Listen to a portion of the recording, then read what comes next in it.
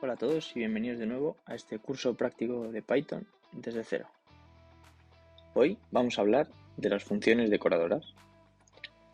Las funciones decoradoras en Python son una característica avanzada que permite modificar o extender el comportamiento de otras funciones. Básicamente, una función decoradora lo que hace es coger una función existente y la envuelve en otra función para agregar otras funcionalidades. Se puede identificar una función decoradora por el símbolo arroba delante de la función y justo encima de otra función, que es la que se va a decorar. Vamos a ver un ejemplo. La sintaxis es esta. Creamos una función decorador, este va a ser el nombre de nuestra función decoradora, y dentro creamos una función interior que lo que va a hacer es, utilizando la función a decorar, que es un parámetro que le vamos a pasar a la función decorador, lo que hacemos en la función interior es, en este caso, por ejemplo, vamos a mostrar este texto antes de ejecutar la función. Vamos a ejecutar la función llamando al parámetro y ejecutándolo, ya que es una función, que esta es la función que vamos a decorar, y después de ejecutar la función vamos a mostrar este otro texto. Una vez definido el decorador, para llamarlo, como hemos visto, con el símbolo arroba y el nombre del decorador, lo situamos encima de la función y de esta forma decoramos la función. En este caso, esta función lo que va a hacer es imprimir esta cadena de texto. Si ahora ejecutamos la función, vemos que nos muestra tres cadenas. Esta cadena, que es la que iba antes de la función, la cadena de la función, que sería lo que sucede tras ejecutar la función a decorar, que en este caso es saludo, y el texto después de la función. Estos decoradores podemos aplicárselos a las funciones que queramos. Por ejemplo, si yo llamo al decorador de otra función, por ejemplo, perro, que lo que haga es imprimir wow, vemos que va a funcionar exactamente igual.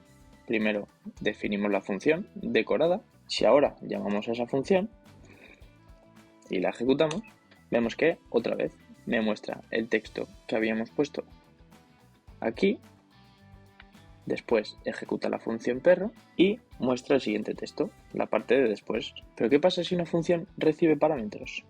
Bueno, hay que definir el decorador de la siguiente forma. Como siempre, el decorador recibe como parámetro la función a decorar. A este le podemos poner el nombre que queramos. Por ejemplo, función. No pasa nada. En la función interior, lo que vamos a hacer ahora es, como habíamos visto, definir asterisco args y doble asterisco quarks para poder recibir un número ilimitado de parámetros posicionales y de argumentos clave, y se los vamos a pasar a la función. Y como habíamos hecho previamente, vamos a poner un texto antes de la función y otro texto después de la función. Ahora vamos a definir una función suma que recibe un parámetro x, un parámetro y nos devuelve esta cadena de texto y la suma. Y esta función la vamos a decorar con el decorador. Si ahora llamamos a la función suma con 2 y 3 y lo ejecutamos, vemos que nos muestra por un lado el texto antes de la función, llama a la función con los parámetros y me muestra esta es la suma y después el texto de después de la función. Algunos ejemplos de decoradores que se suelen utilizar son los siguientes. El método static method, como habíamos visto en el tema de las clases, que se utiliza para definir métodos estáticos en una clase y de esta manera se puede acceder a ellos sin necesidad de crear una instancia. Se puede acceder directamente desde la clase. Class method, que es similar a static method, pero recibe la clase como argumento y de esta forma podemos acceder a los atributos de la clase. Por ejemplo, en este ejemplo, la función obtener contador recibe como parámetro la clase y luego accede al valor contador, al atributo contador. El decorador property permite definir métodos que se comportan como atributos. De esta forma se proporciona una interfaz más limpia para acceder y modificar las propiedades de ese objeto. Por último, vamos a hablar de abstract method, que ya lo habíamos visto en el tema de las clases que se utiliza para definir métodos que tienen que ser implementados en subclases.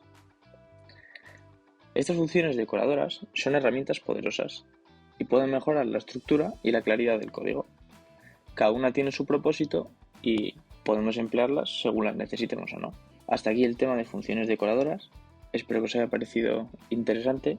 Como siempre, si tenéis cualquier duda o queréis saber algo más acerca del tema, dejármelo en los comentarios. En la descripción os dejo el enlace a los documentos y como siempre, hasta la próxima.